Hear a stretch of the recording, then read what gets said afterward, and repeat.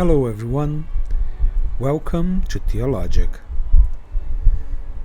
Today we are going to talk about one of my favorite manipulation tools, oral tradition.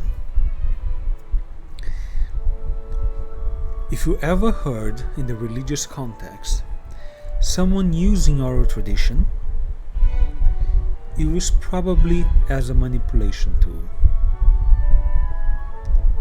This is a very interesting one because it is used on a context of higher education. Because you see, manipulation tools such as authority, they don't work anymore. And conviction,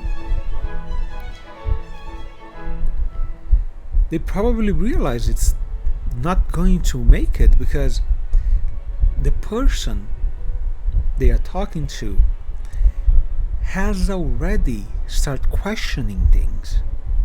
When you start questioning, conviction breaks. So they use manipulation tools that have the appearance of being scientific, of being logical, because their game needs to be upgraded. They need to play a higher version to try and convince the person they are interacting with, or at the very least, to manipulate the audience. So manipulation tool is one of these tools.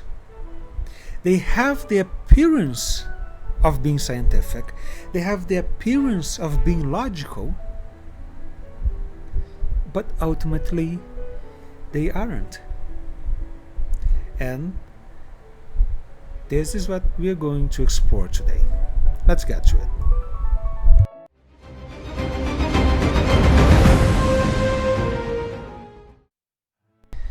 Let's start by defining oral tradition. As I usually do, I tend to search Google because it's the most used search engine to define what it means. And here what we have. Oral tradition is the method of passing down cultural knowledge, history, beliefs, and folklore from generation to generation through spoken word, song, or performance rather than written text. As the oldest form of human communication, it preserves community identity and collective memory through mediums like tales, myths, proverbs, and oral histories. And then we have the key aspects.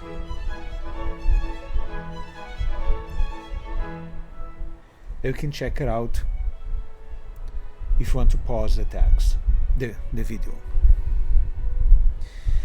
But you see, as usual with Google, there are problems with this definition. So I asked again, and this time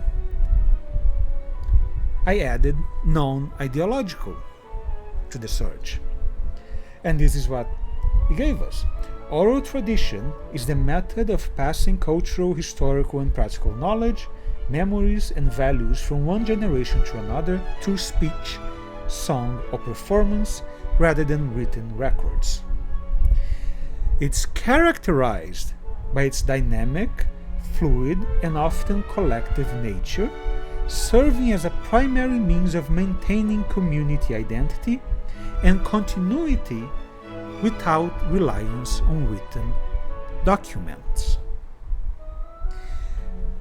This is what it gets really interesting. Core characteristics, non-ideological focus is what it says here.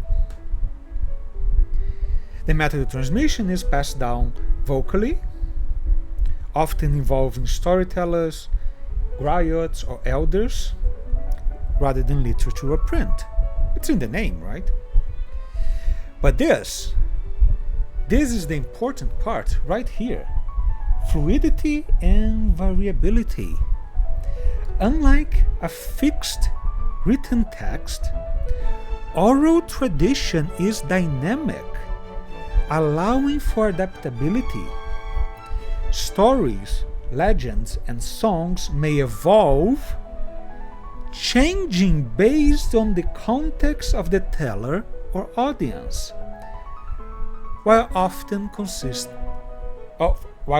maintaining a consistent core theme. And then you can read the rest if you want. And this part here is the entire point. What they are telling you, which the normal definition didn't, is that oral tradition, and you can see, even this one didn't say, oral tradition is not historical.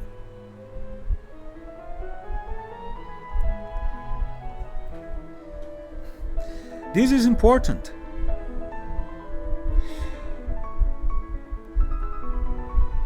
The realization that oral tradition does not exist factually, historically, is very important.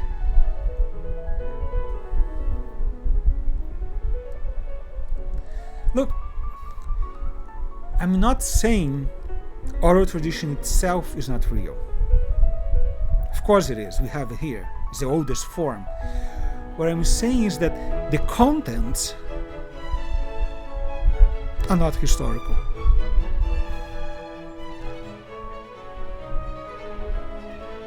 Because it's right here. Oral tradition, let me select this, is dynamic, allowing for adaptability. Stories, legends, and songs may evolve, changing based on the context of the teller or the audience. You see, it might maintain a core, but it changes. It's okay when we're talking about myths, stories,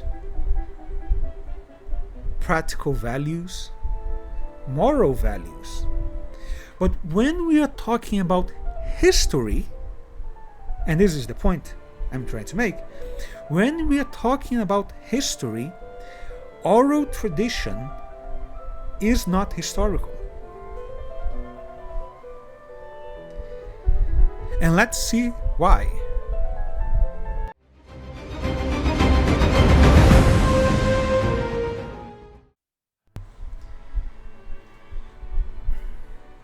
To show why I make that claim, let's talk about an old game you might have played.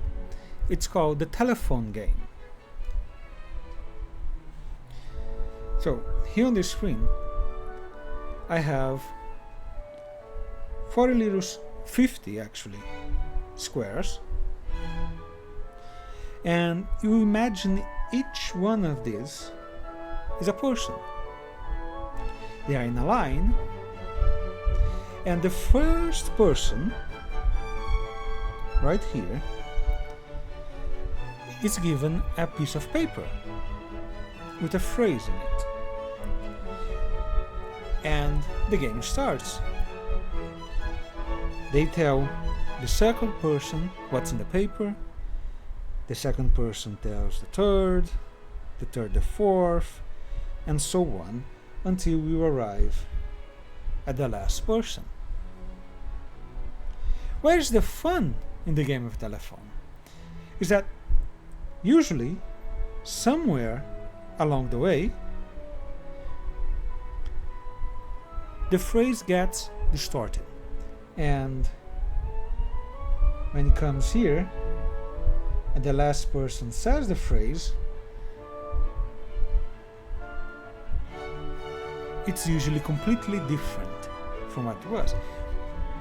And those who think, oh, but they were not trained to memorize like those in the oral tradition, etc., etc., it doesn't matter. The point of my argument is not that. The point is what everyone instinctively knows when playing this game.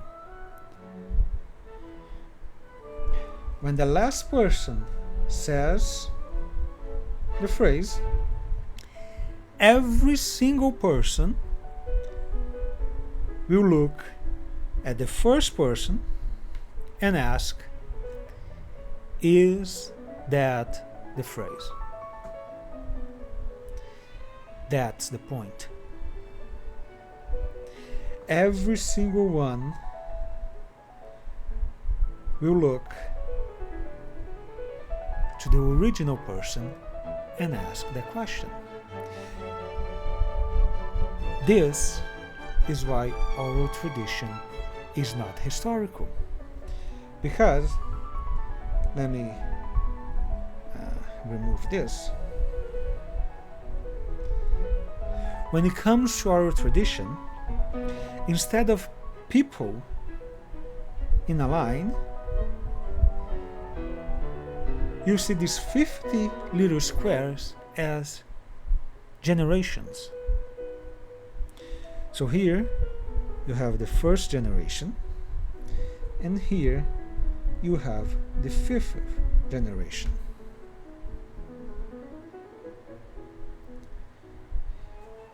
In between them, 48 generations. So, at any given point, this is what they have. 4 little squares. 4 generations alive. So,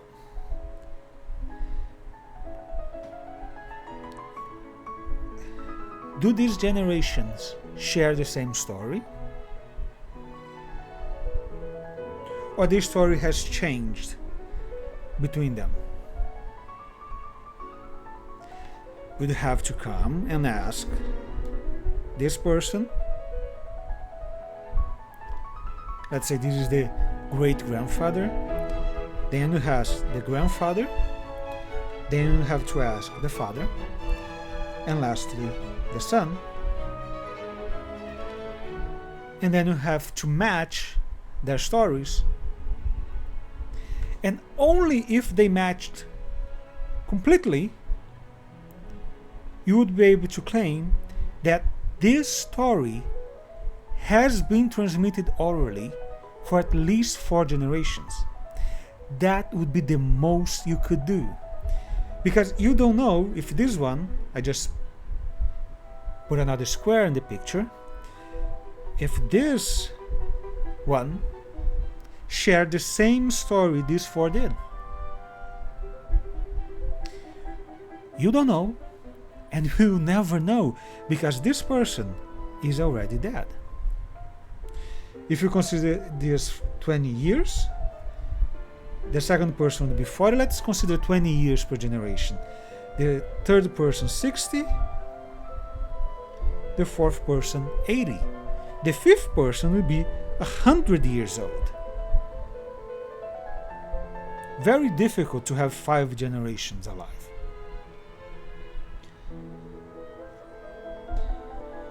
This is the first of the points I'm making. If we only have at the most 4, imagine claiming you have an oral tradition that has survived for 50 generations. How can you prove it? How can you prove here, this first little square,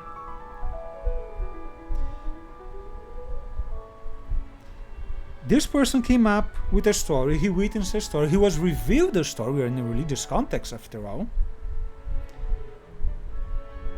How can you prove it?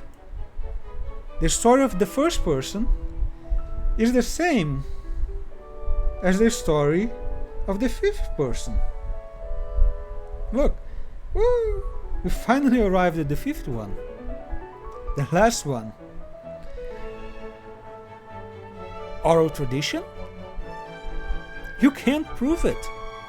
No one can. That's why I say oral tradition does not exist historically.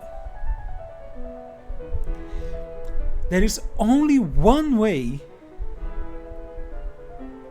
that claim can be made true.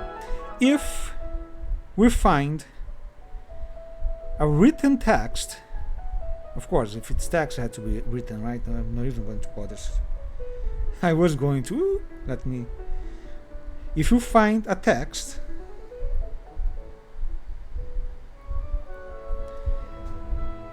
that could be dated to the first generation, and what's in the text is exactly what's being transmitted orally 50 generations later. Only then you could make the claim that the tradition was passed down orally for 50 generations,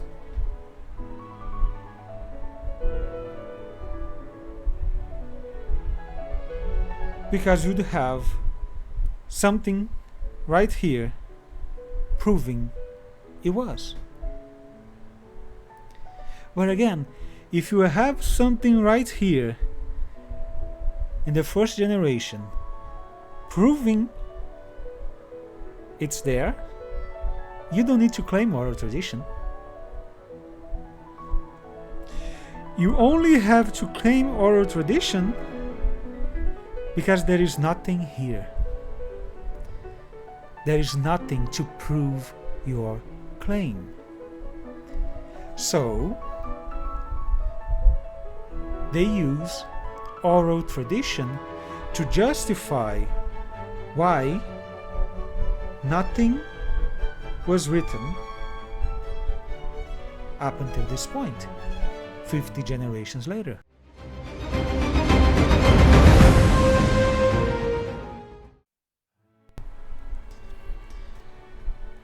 This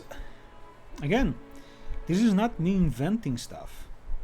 This is application of logic, but there was actually a scholar, I believe he was a US scholar, I forgot the name, I'm terrible with names and dates, but he showed that a tradition stays the same usually for 3 generations. So you have the grandfather,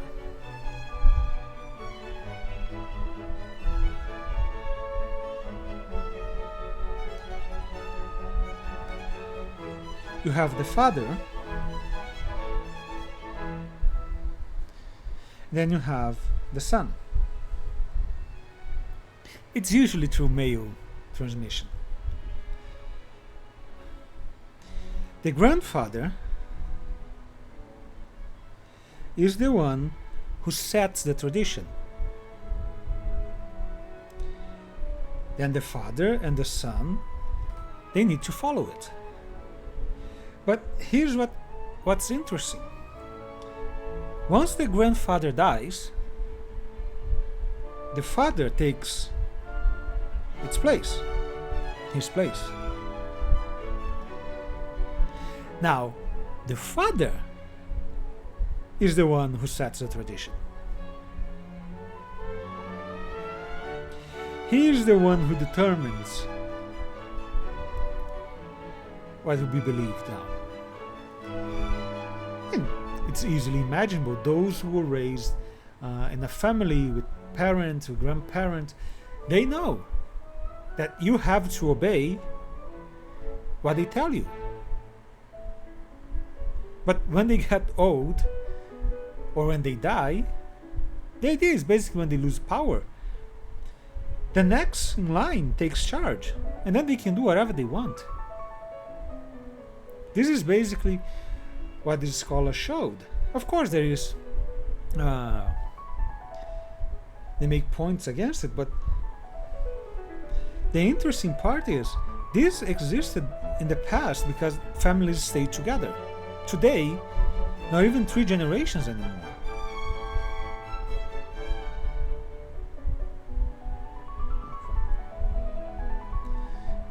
Which is fascinating if you think about it. Now you grow up, you usually go live by yourself, so you don't have to bow to anyone else. You set the traditions. So this isn't a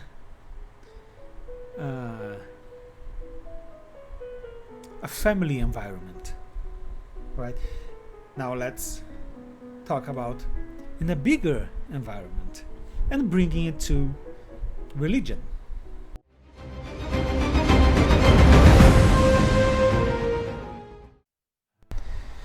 Now let's talk about a biblical example. The squares are back on the screen, and now they mean dates.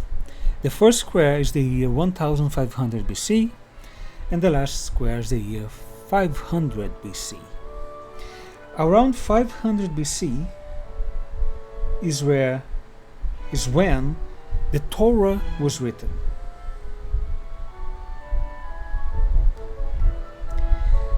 And the scholars, they don't present that date because they found manuscripts of that time. No, there are none of that.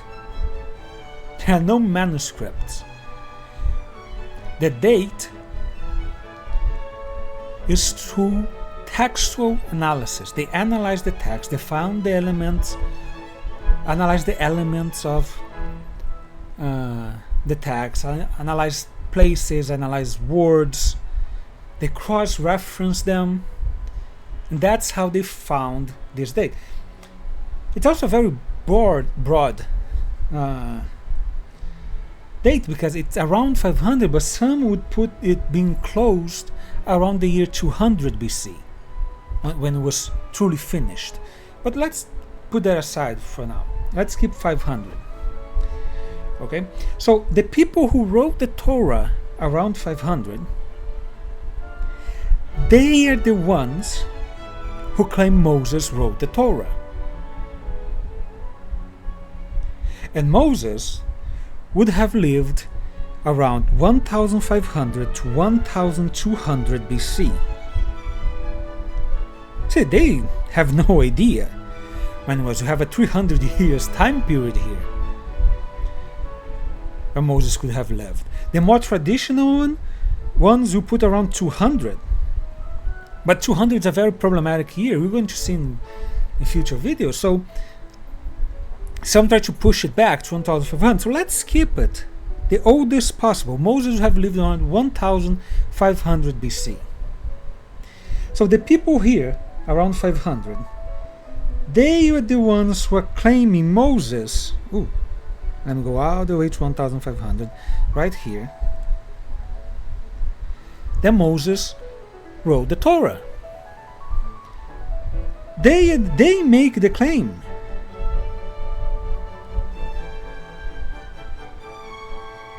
And religious people after that, throughout the ages, accept that claim as reality.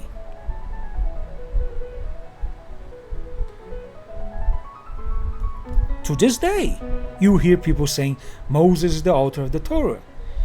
But then, how can you justify all this time period here from 1500 all the way to 500 BC? Not a single written fragment of the Torah. Oh, it's not found yet. Yeah. No, because it was written then. That is the thing. So what they justify is to say, oral tradition.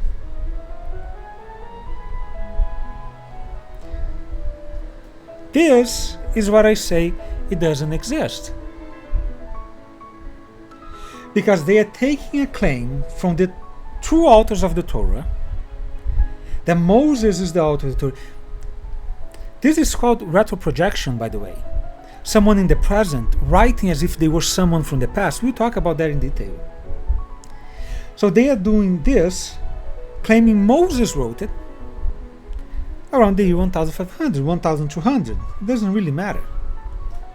So we are talking here 700 to 1000 years, from the year 1500 or the year 1200 to the year 500. So 700 to 1000 years that the text would have been transmitted orally. Why? Because there is zero evidence that anyone, doesn't matter if Moses, anyone from 1500 to 1200 wrote the Torah. Zero evidence. In fact, a fun fact, the year 1000 is here in this timeline. Do you know why? Because it's around the year 1000 that we have the first, this H was awful. Let me try to. The first evidence of the Hebrew language.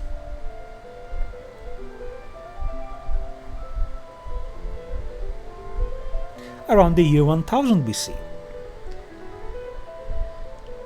So, if Moses lived around 1500 to 1200, that's at least 200 years, at most 500 years, before there was even a Hebrew language. Now, in which language would Moses have written the Torah? Again, if this oral tradition was true, which it isn't, we would have here around 500 elements, heavy elements, because the oral tradition claim is that it's transmitted from generation to generation as it was. So here around 500 we would have a text marked by the language of 1500, 1200, and we don't have that. What we have here around 500 is a text marked by the Babylonian language, marked by the Persian language. I can't be 100% sure because it escapes me. I'll look it up when I'm going to talk about the Torah in particular, but it could even have been marked by the Greek language. But that's probably not true, but certainly Babylonian and Persian were. But nothing from the language it was originally written in. In fact, the entire Hebrew language would probably have markers of this language of Moses, which would be, if we are buying Moses, if we are buying their claims, their narrative, before 1500 BC, the people was living as slaves in Egypt, where they had been for around 500 years. So logically, which language would the slaves speak? The language of the masters. Even if they didn't, their natural language, which would have been marked by the language of the masters. We are talking 400 years. And is the Torah heavy on Egyptian? No. It's heavier in Babylonian and Persian. That's why it's like the third time I'm crossing oral tradition. And in fact, I'm gonna simply erase it now. Gone. Oral tradition's gone. Because it's not real. It's just there to manipulate us, to try and give our more scientific oriented minds the appearance of a logical reasoning for this transmission to have taken 700 to 1000 years, which it didn't. The Torah was written around 500 by their original authors, Of course, there might have been texts that were older, maybe even up to 1,000, but before that is very unlikely. But again, the religious position cannot accept this reality. So they try and manipulate us. Okay.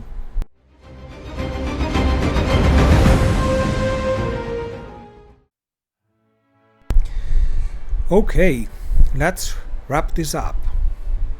So, is oral tradition a valid form of transmitting knowledge? Yes. Does it exist historically? No. It doesn't exist historically because you need proof. And this proof has to come in textual form because it's the only way knowledge is preserved through a long period of time. It's the only way we can know if what the person that's currently reproducing oral tradition, a tradition orally, is speaking the same tradition that was spoken 1,000 years, 2,000 years, or how many years they claim.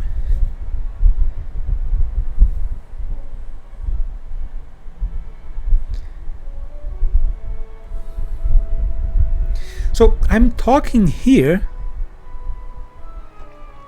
about when oral tradition is used to make historical claims. Let me be very specific about this.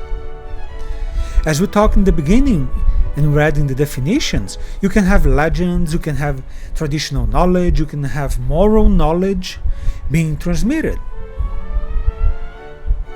But we are talking here about historical knowledge. When someone is trying to use oral tradition to make something historical, factual.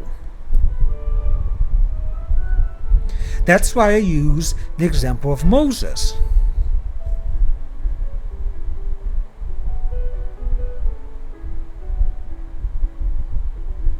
Oral tradition does not exist because something can only be historical if you can prove it existed.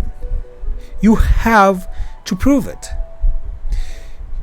You have to show arguments, you have to present evidence, you have to build a theory, and that theory must stand testing.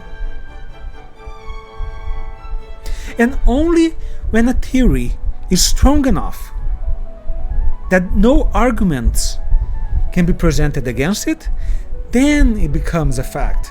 But at that point, oral tradition is long gone. Because a fact is what happened. And oral tradition does not pass this process.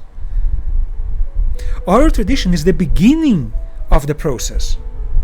You hear a story, then you ask a question. You raise hypotheses. Is this story true? The first hypothesis, yes, that story is true. The second hypothesis, no, that story is not true. Oral tradition is stuck in the hypothesis phase. Because now you start the investigation. You go and try to find arguments, evidence, archaeological evidence.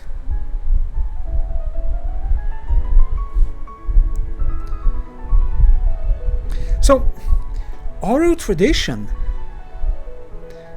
when it's used beyond this point, when it's used to justify something, to make something historical, is because they lack the evidence for it. So they try and present something that appears to be logical and distort it.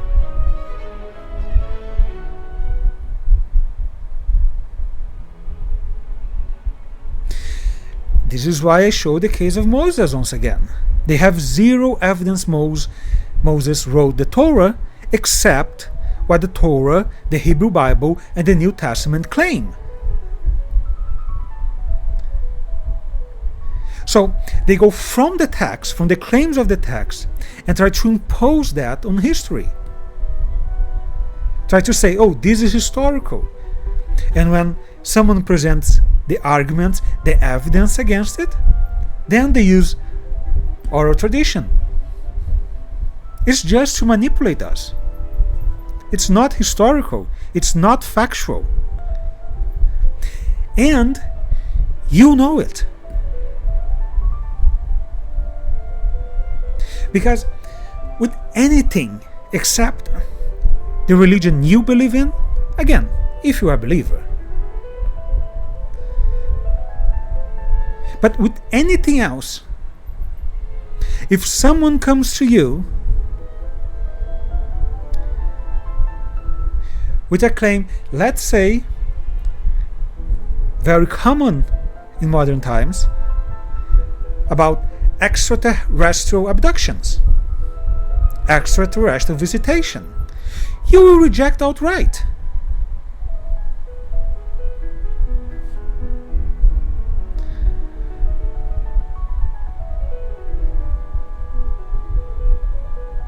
Because is it enough that someone claims they were abducted by aliens? Is it enough that someone writes a book saying they were abducted, saying they were witnessed, saying there is evidence, and never present that evidence? I mean, as the great Hacklefish says, there's always a book. There's always something for the person, in the case of religion, the institution, which are made of people. There's always something for them to gain. No, it's never enough. They have to prove it. We are not saying it's a lie outright. But oral tradition is not enough. And it's the same with the Bible. The claims in the Bible have to be proven.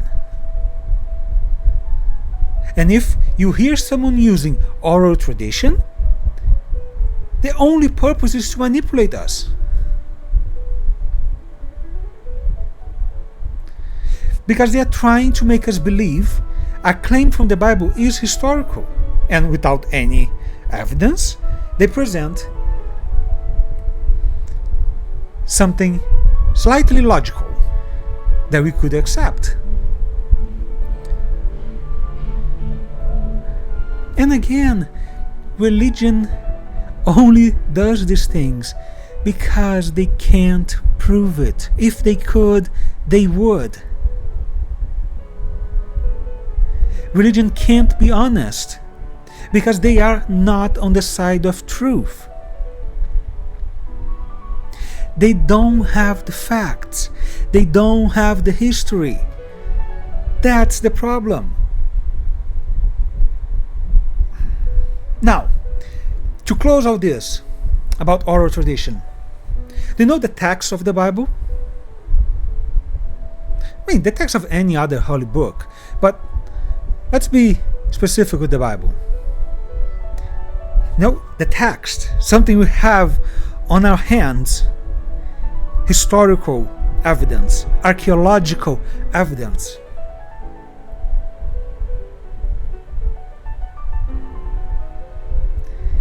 They were changed a lot.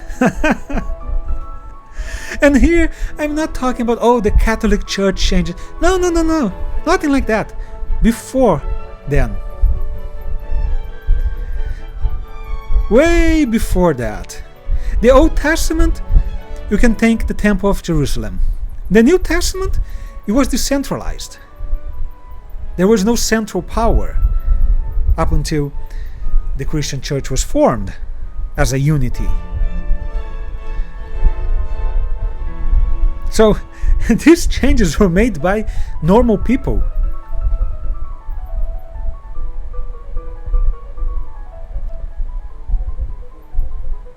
And now, look, if they changed the text, something that we have evidence for, to suit their needs, and I'm about to give you an example. Do you really think they wouldn't change things not kept in physical form? Okay, you can believe whatever you want. I always say this. But let me show you an example of something they actually changed. So, we're going to read now. I'm using the NAB, the New American Bible. It's a Catholic Bible. But as far as translation goes, I think it's one of the best. Luke chapter 24 verse 12. And it says, "But Peter got up and ran to the tomb, bent down and saw the burial cloths alone. Then he went home amazed at what had happened." This verse is probably an addition.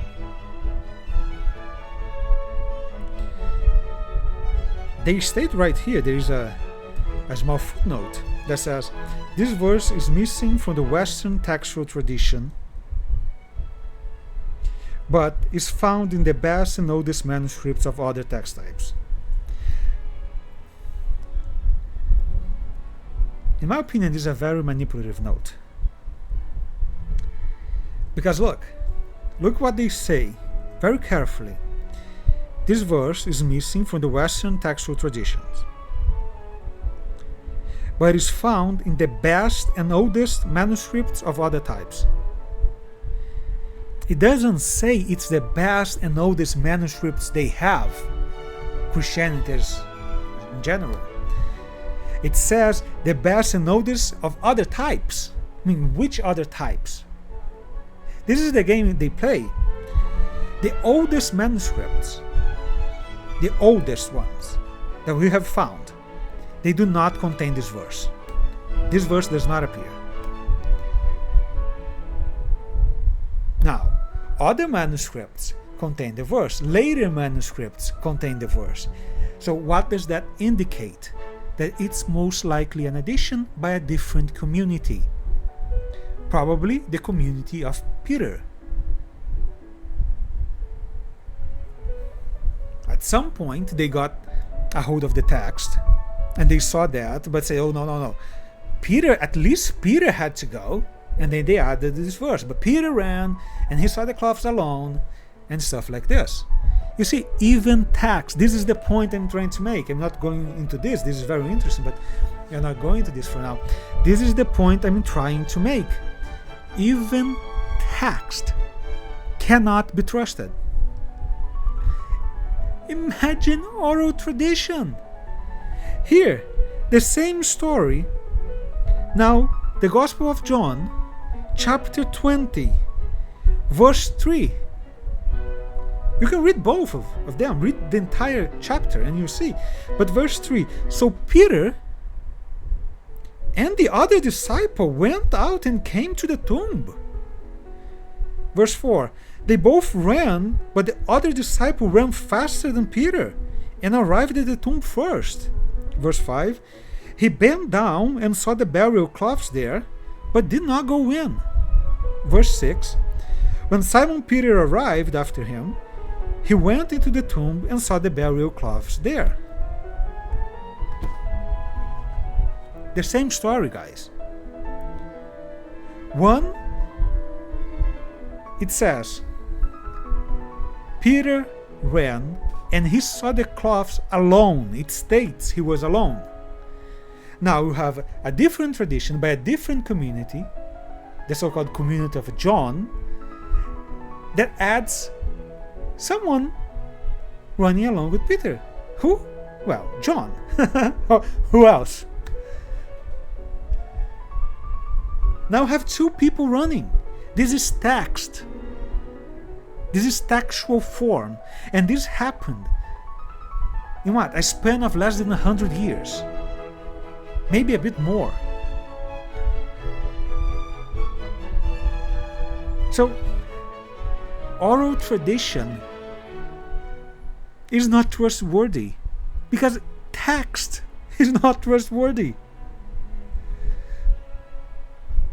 Let's finish it. You can check the other Bibles. I try to check many. I have 1, 2, 3, 4, 5, 6 Bibles here. And some are better, some are worse. I say the NAB tends to be better. The NIV in this chapter of Luke was terrible. But the point is this: text cannot be trusted. Now you have a probable addition, and even if you say no, it's not an addition, okay, then which one is true? The text of Luke or the text of John? One says it's alone, now there are two people. Which one is telling the truth? It's not for you to decide. It's historical or it's made up. If it's historical, we need to know what happened.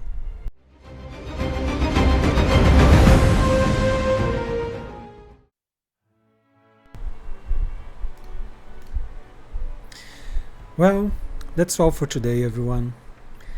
This was a good episode. I really like this part because oral tradition is something so interesting that's used to try and manipulate smart people. I mean, that's the truth. If someone's trying to use oral tradition to convince you of anything religion, smile, because they think you are smart enough not to buy other types of manipulation.